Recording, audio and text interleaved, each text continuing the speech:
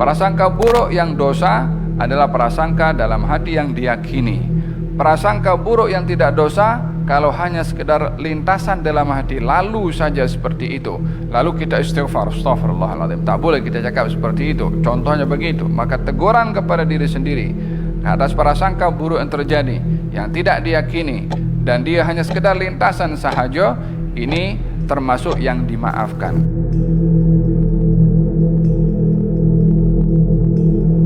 Alladzina amanu ijtanibu katsiran minadh-dhann inna ba'dadh-dhanni ithmun wa la tajassasu wa la yaghtab ba'dukum ba'dha ayuhibbu ahadukum ay ya'kula lahma akhihi maytan fakarihtumuh wattaqullaha innallaha tawwabur rahim. Wahai orang-orang yang beriman, jauhilah oleh kamu banyak prasangka, karena sesungguhnya sebahagian prasangka itu dosa. Janganlah kamu mengintai, jangan kamu mengumpat satu dengan yang lain.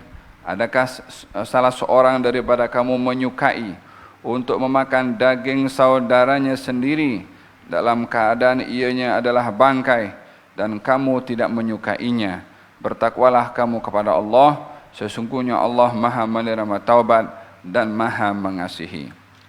Ayat berbicara tentang al-alaqat, bagaimana kita menjaga perhubungan sesama kita, baik itu bermula dengan keluarga, dengan jiran, dengan teman, dan masyarakat secara umumnya.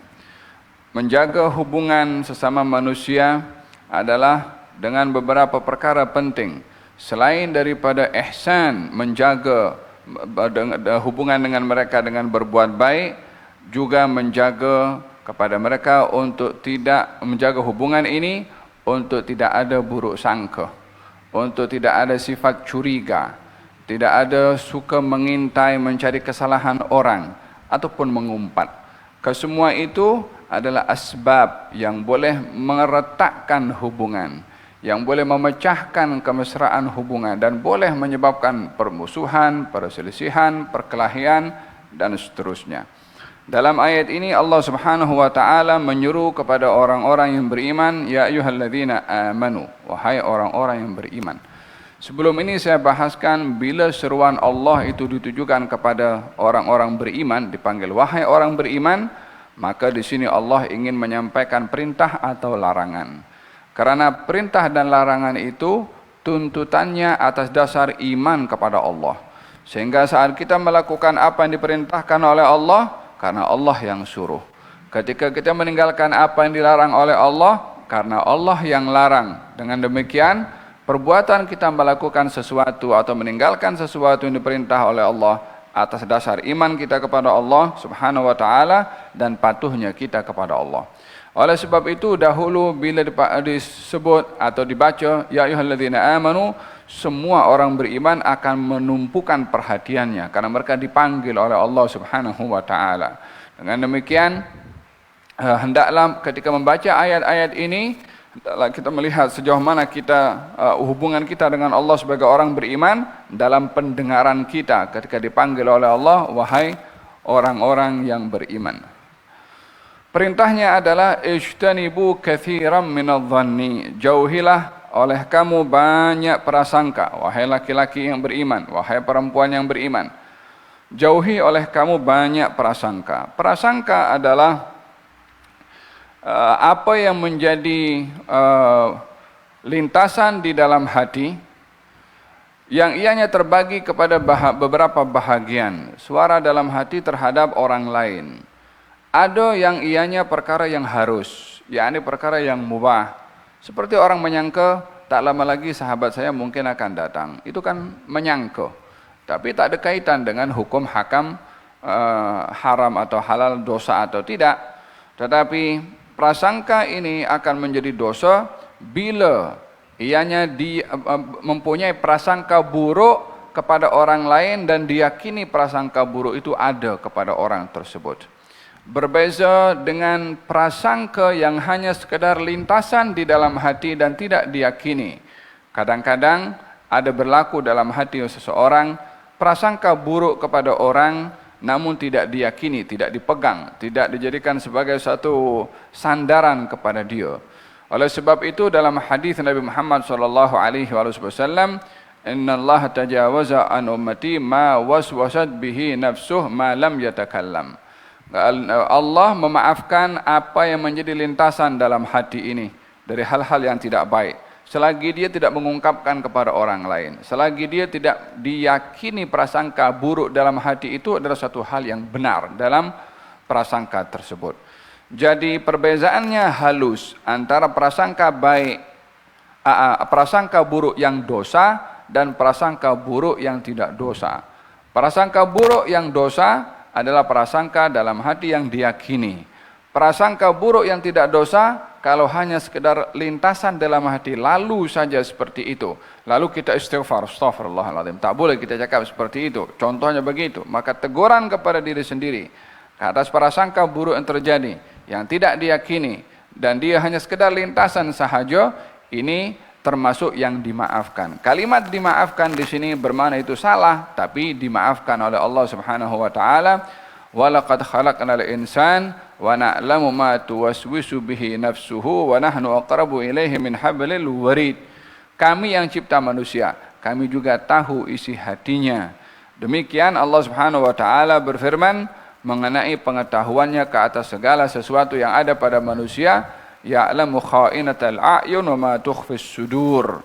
Allah itu mengetahui bahasa mata dan Allah mengetahui apa yang tersimpan di dalam hati. Dalam ayat ini mengajak kepada kita bagaimana muraqabahnya Allah Subhanahu wa taala, pengawasannya Allah Subhanahu wa taala kepada apa saja yang ada pada manusia, termasuk dalam hatinya yang tidak diketahui oleh orang, tapi yang Maha mengetahui segala-galanya.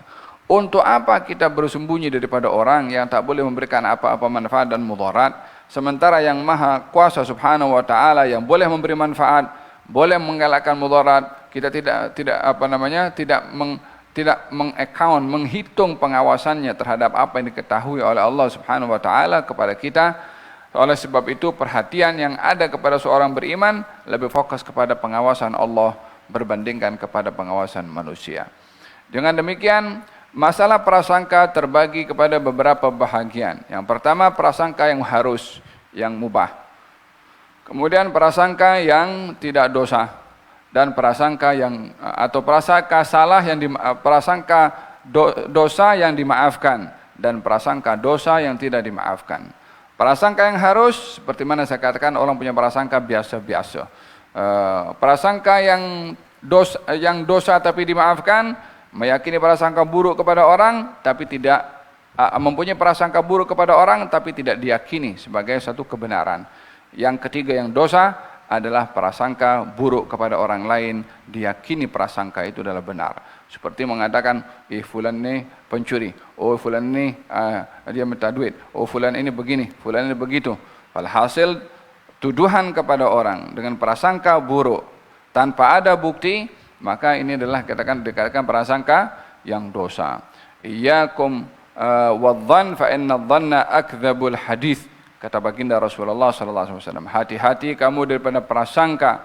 Sesungguhnya prasangka itu sedusta-dustanya pembicaraan adalah prasangka yang buruk. Walau bagaimanapun manusia sukar mengelak daripada prasangka ini. Kadang-kadang lalu saja dalam pikiran kita hal-hal yang negatif terhadap orang lain. Kata baginda Rasulullah sallallahu alaihi wasallam, beliau bersabda, "Thalathun lazimatun li ummati." Ada 3 hal yang sentiasa ada pada umatku. Yang pertama, su'udzan, buruk sangka. Yang kedua, al-hasad, hasad dengki. Yang ketiga, at-tiyarah, orang yang punya perasaan sial terhadap sesuatu, barang ke, hari ke, number ke, ya kan? Kadang-kadang orang tak mau rumah kono, nomor 13, sebab dia entah bawa malapetaka katanya. Kata baginda Rasulullah, "Idza dhananta fala tuhaqqiq, wa idza hasadta fala tabghi, wa idza tatayyarta famdi." Kalau kamu ada prasangka buruk, kamu jangan percaya. Kalau kamu ada perasaan hasad dengki, kamu jangan melampau. Kalaupun ada di dalam, biar kekal di dalam, jangan sampai keluar.